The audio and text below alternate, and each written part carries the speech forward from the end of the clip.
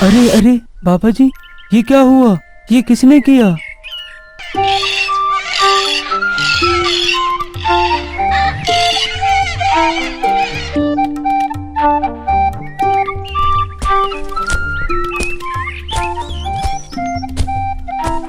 चलो भगवान का शुक्र है, आज इतनी लकड़ी तो मिल गई कि काम चल जाएगा। और चाचा जी कैसे हो? सब ठीक है? हाँ हाँ श्यामू बेटा, सब ठीक है। अपनी सुनाओ। आ गया बेटा तू? हाँ माँ, आ गया। आज बहुत मेहनत हो गई लकड़ी लाने में। अच्छा, तू थोड़ा आराम कर ले, फिर देख लेना। मदन चाचा तुझे पूछ रहे थे, शायद उनको कोई काम हो, चले जाना। ठीक है माँ, देख लूँगा। जी चाचा जी, बताइए क्या काम है? माँ बता रही थी आपने मुझे बुलाया था। वो बेटा, मैं कह रहा था कि तुम आज गांव में दूध बाट आना। मुझे ना शहर जाना है किसी काम से। ठीक है चाचा जी, आप चिंता मत करिए, मैं कर दूंगा। आप आराम से जाइए। शामू अपनी मेहनत और पूरी ईमानदारी के साथ मदन चाचा का काम करता है। वह पूरे गांव में दूध बांटता है और काम खत्म करके अपने घर चला जाता है। थकान हो जाने के कारण वह सो जाता है। तू करेगा लोगों का उद्धार, तुझे मिलेगा एक ऐसा उपहार। कौन है? कौन है? कौन है वहाँ?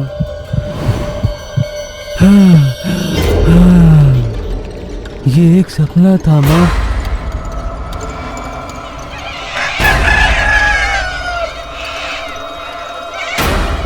श्यामू ने सपने में रात जो देखा उसके बारे में वह अपनी माँ को बताता है। अरे बेटा, ऐसे सपने कभी कभी आ जाते हैं।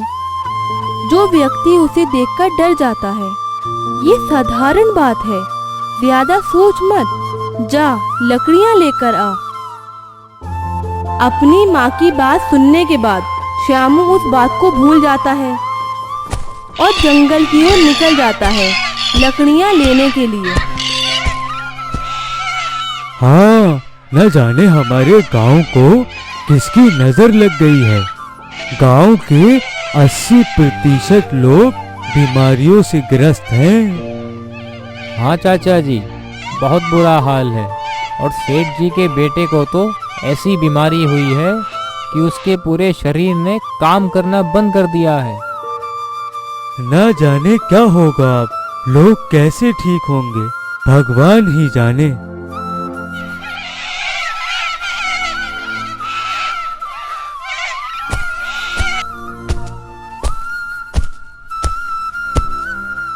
अरे, आ गया मेरा लाल, थक गया होगा। हाँ माँ, और भूख भी लगी है। अच्छा, अरे बेटा, थोड़ा आराम कर, अभी खाना लाती हूँ। यह कहकर उसकी माँ वहाँ से चली जाती है। इधर शामू की आँख लगती है। तू करेगा लोगों का उद्धार, तुझे मिलेगा एक ऐसा उपहार। कौन है? कौन है? कौन है वहाँ? माँ, फिर वही सपना।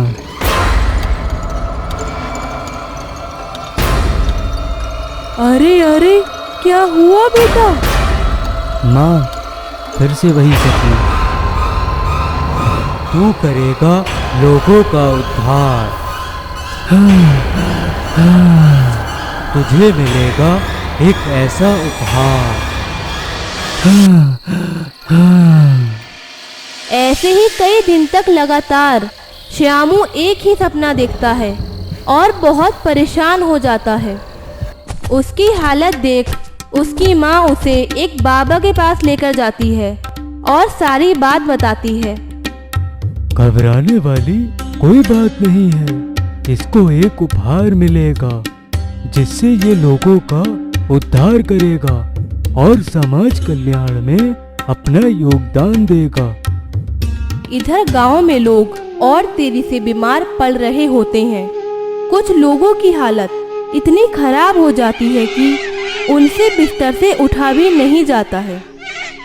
चाचा जी, गांव की हालत तो और खराब होती जा रही है। लोगों के बुरे हाल हैं। हाँ, अब क्या ही किया जा सकता है, ये सब भगवान के हाथ में है, अब वो ही कुछ करेगा। अगले दिन श्यामू जंगल की ओर निकलता है लकड़ियां लेने के लिए। आज मैं बहुत सारी लकड़ियां लेकर जाऊंगा ताकि कुछ लोगों को बांट सकूं।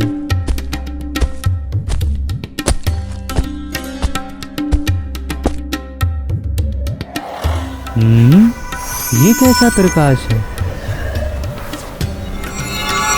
अरे, ये गट्ठा इतनी देर में कौन बांध कर चला गया यहाँ? श्यामू उस गट्ठे को उठा लेता है और लेकर अपने घर आ जाता है।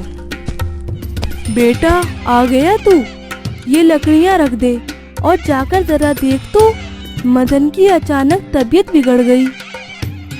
अच्छा, अभी देखता हूँ जाकर।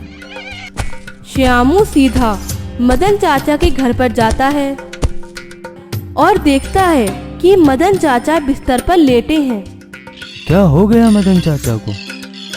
पता नहीं, बाहर काम करते करते अचानक गिर गए। तब से ना कुछ बोल रहे हैं और ना उठ रहे हैं। श्यामू मदन चाचा के पास जाता है और जैसे ही उन्हें छूता है, अचानक मदन चाचा की आँख खुल जाती है। अरे, तुम सब यहाँ और मैं यहाँ बिस्तर पर क्यों लेटा हूँ? अरे मदन चाचा, आप वहाँ काम करते करते गिर गए थे। क्या हो गया था आपको अचानक? अच्छा, पता नहीं मुझे क्या हो गया था, पर मैं ठीक कैसे हुआ? इतनी बड़ी शक्ति एक साधारण से बालक को कैसे मिल सकती है? उसे पाने के लिए तो कठोर तपस्या करनी पड़ती है, तब जाकर वो प्राप्त होती है। मुझे पता लगाना होगा। गांव में कुछ लोग खड़े बातें कर रहे होते हैं। हाँ, सही कहा। शामू में ऐसी कौन सी बात है? जैसे ही उसने मदन चाचा को छुआ, वो ठीक हो गए और उनकी बीमारी अचानक गायब हो गई। इस प्रकार ये बात पूरे गांव में फैल जाती है और सेठ हरिश्चंद्र को भी ये बात पता चलती है। अच्छा, अगर ये बात है तो बुलाओ उसको।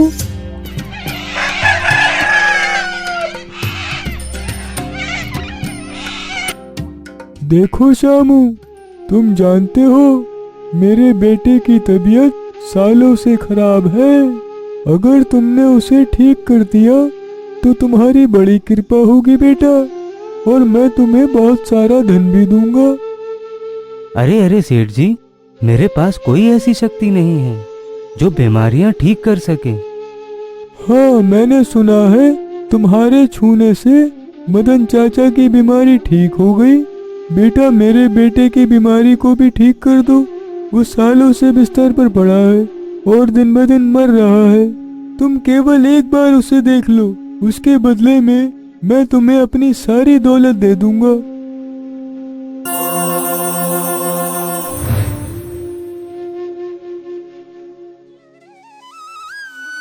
ठीक हो गया, मेरा बेटा ठीक हो गया। न जाने सेठ जी ने क्यों बुलाया है मेरे बेटे को। इतनी देर हो गई, अभी तक नहीं आया। मुझे चिंता हो रही है, क्या करता होगा, कहाँ होगा। वो तो सच में मेरे हाथ लगाने से ठीक हो गया। क्या वाकई वो शक्ति मुझे मिल गई? इधर वे बाबा सुखदेव गांव में आ जाता है और गांव वालों से श्यामू के बारे में पता करता है।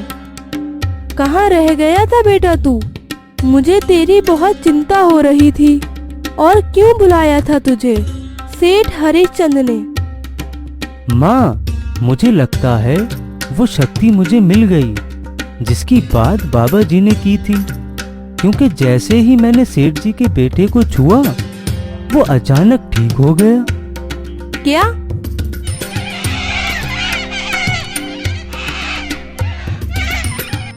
ये कुछ पैसे और खाने का सामान है। माजी और श्यामू, मैं तुम्हारे इस एहसान को कभी नहीं भूलूंगा जो तुमने मेरे साथ किया। अरे अरे सेठ जी, कैसी बातें कर रहे हैं? मैंने कुछ नहीं किया है। ये तो भगवान की मर्जी है। जिसे वो चाहे ठीक कर दे, जिसे वो चाहे कठिनाइयों में डाल दे। हाँ, सही कह रहे हो। तुम्हें किसी भी चीज की जरूरत पड़े, श्यामू सीधा मेरे पास आना। अब मैं चलता हूँ। सेठ हरिश्चंद्र के बेटे का ठीक होना गांव वालों को यह विश्वास दिला देता है कि श्यामू के छूने से बीमार व्यक्ति ठीक हो जाता है। श्यामू, ओ श्यामू, कहाँ हो तुम? श्यामू बाहर जाकर देखता है, वहाँ मरीजों की कतार लगी होती है। अरे ये क्या? श्यामू, ये सब लोग तुमसे मिलने आए हैं। तुम इन लोगों को भी ठीक कर दो। बेटा, मुझे ठीक कर दो। मैं बहुत बीमार हूँ। भैया, मेरा बच्चा बहुत बीमार है, कृपा करके इसे ठीक कर दो। बेटा, मुझे भी देख लेना।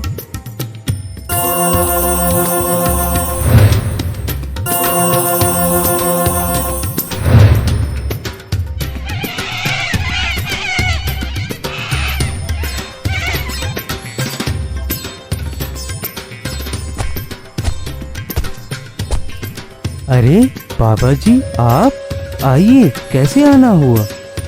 वो सब बाद में बताऊंगा बेटा, अभी मैं थक गया हूँ। ओह अच्छा अच्छा, ठीक है बाबा जी, आप आराम कीजिए, मैं आपसे मिलता हूँ। बाबा सुखदेव श्यामू के घर में ठहरते हैं और उसके साथ गांव के बीमार व्यक्तियों को ठीक करने में उसकी मदद करते हैं। ऐसे ही कई दिन बीत जाते हैं। बेटा, कई दिन बीत चुके हैं, पर यह बाबा जी यहाँ से क्यों नहीं जा रहे हैं? अरे माँ, चले जाएंगे, क्यों इतना चिंतित हो? चिंतित इसलिए हूँ क्योंकि मुझे उनके मन में छल, कपट और लालच दिख रहा है। नहीं माँ, मुझे लगता है वो भी मेरे साथ मजबूर, बीमार और असहाय लोगों की मदद करने में अपना योगदान देना चाहते हैं। कई दिन बीत चुके हैं, अभी तक पता नहीं लग पाया कि वे अदृश्य शक्ति इस साधारण से बालक को कैसे मिली। मुझे स्वयं पूछना होगा।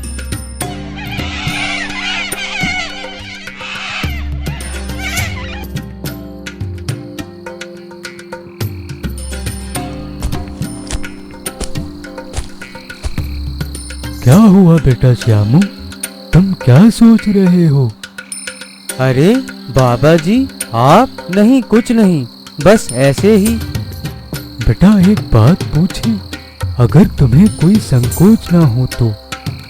वैसे तो मुझे नहीं पूछना चाहिए, पर अरे बाबा जी, इसमें संकोच वाली क्या बात है? आप तो मेरे गुरु हैं, आप मुझसे कुछ भी पूछ सकते हैं। बेटा, तुम्हें ये अदृश्य शक्ति कैसे प्राप्त हुई? ये शक्ति बाबा जी, एक दिन मैं जंगल जा रहा था लकड़ियाँ लेने के लिए। तभी वहाँ एक शिकारी हिरन का शिकार कर रहा होता है। जैसे ही वे शिकारी अपने तीर से उस हिरन पर वार करता है, वैसे ही हिरन वहाँ से भाग जाता है और वे तीर पेड़ के पीछे बैठे बाबा जी के लग जाता है, जो वहां बैठकर तपस्या कर रहे थे। मैं उनकी आवाज सुनकर उनके पास गया और उन्हें उठाकर एक झोपड़ी में ले गया और उनका इलाज किया।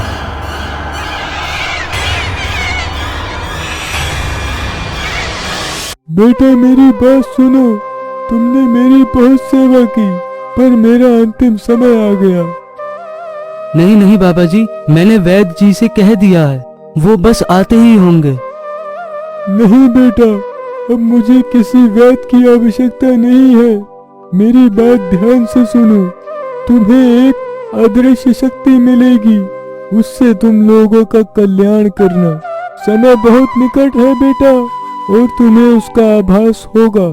अपना कर्तव्य पूर्ण निष्ठा के साथ निभाना बेटा। बाबा जी। ये कहकर बाबा जी अपने प्राण त्याग देते हैं और कुछ दिन बीतने के बाद वे शक्ति मुझे मिल जाती है। अच्छा, तो ऐसे प्राप्त हुई, तुम अपना कार्य करते रहो।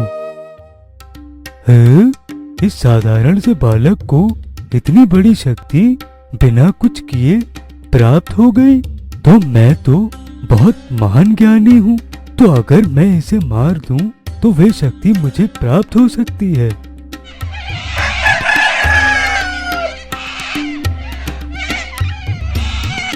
अब बाबा सुखदेव श्यामू को मारने की योजना बना लेता है और श्यामू को अपनी बातों में लेकर जंगल में ले जाता है।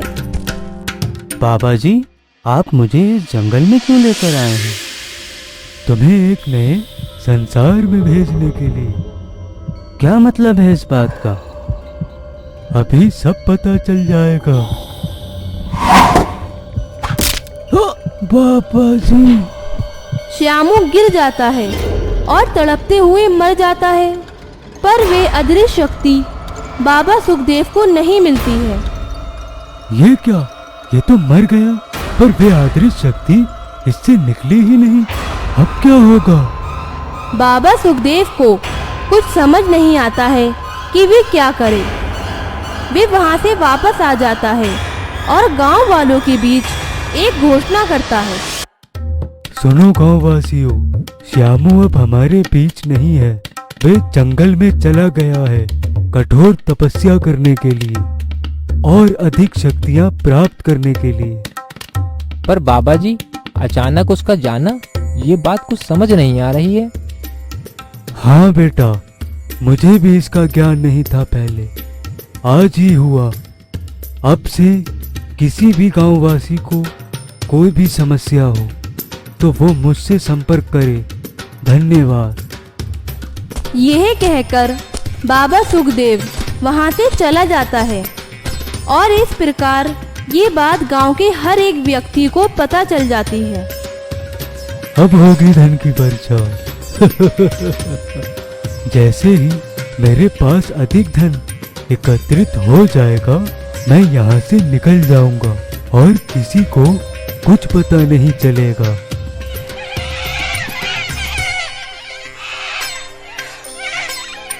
एक दिन बाबा सुखदेव के पास गांव के कुछ लोग जाते हैं एक बीमार व्यक्ति को लेकर। बाबा जी, इनकी हालत बहुत खराब है, जल्द से जल्द कुछ कीजिए बाबा जी, कीजिए। हाँ हाँ बेटा, अभी देखता हूँ। बाबा सुखदेव उस बीमार व्यक्ति को देखता है और उसको छूता है, पर कुछ नहीं होता है। वह उसे दोबारा छूता है, पर फिर भी कुछ नहीं होता है। क्या हुआ बाबा जी? मैं प्रयास कर रहा हूँ। देखते ही देखते वे बीमार व्यक्ति उन सबके सामने दम तोड़ देता है। तुम लोगों ने इसे यहाँ लाने में देरी कर दी, ले जाओ इसे, ये ठीक नहीं हो सकता अब। वे लोग उस मरे हुए व्यक्ति को लेकर वहां से चले जाते हैं।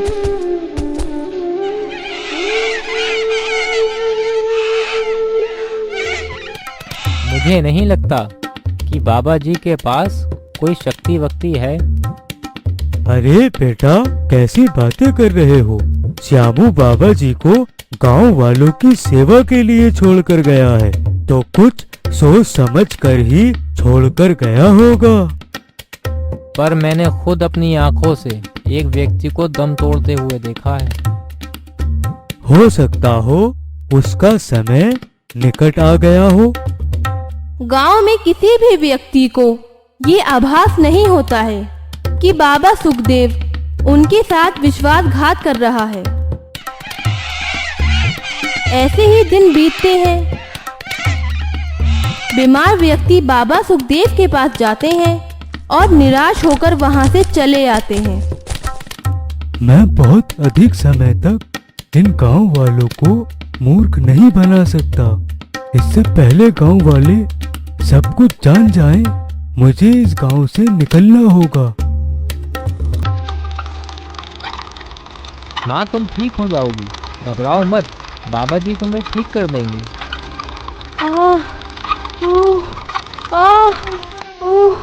प्रभु, माँ, हम बस पहुँचने ही वाले हैं, जल्दी चलो भैया।